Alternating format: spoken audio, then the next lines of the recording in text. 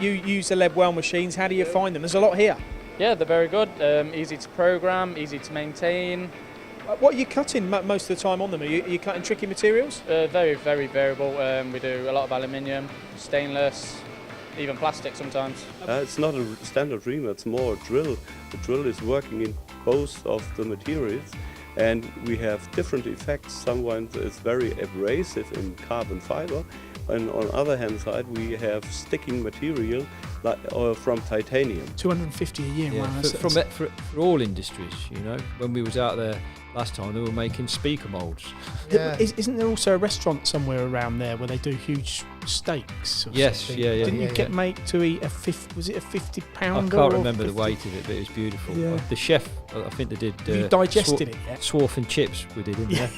Oh yeah, I've never seen that. Have you digested all that steak yet? I've got the bone at home. You got We've got a partnership that goes back with Mazak for the best part of 30 years.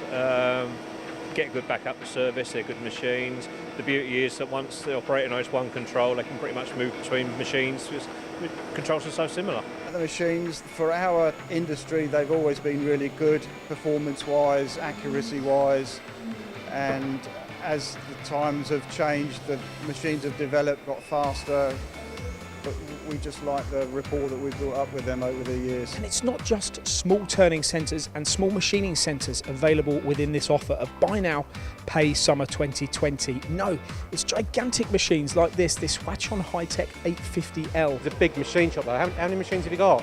We think we've got 18 CNCs now, and then a manual machine shop with quite a lot of prototrack gear in there. So keeping control of that. Bit tricky? Yeah, at times, yeah, can be, yeah, definitely. And PSL data track has helped control that all?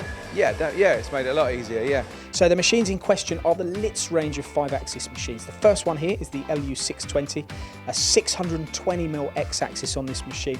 It's a 12,000 RPM spindle here. Now the Litz machines are a popular range.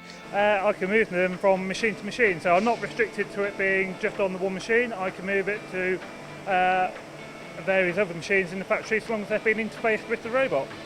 Right, okay, that's interesting. So the robot, I was just looking down here, the robot arm's actually linked to the cell there, not to the floor. They're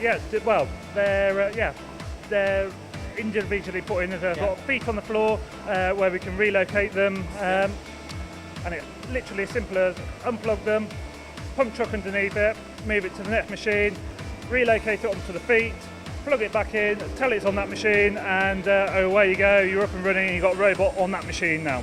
So we've now got 6, so we've got 3 Mammoth T35Vs, 2 MX520s and a VX1000.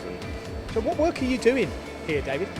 So quite a varied range of industries really, motorsport, predominantly F1, automotive, and just branching out into a fair bit of aerospace at the moment as well.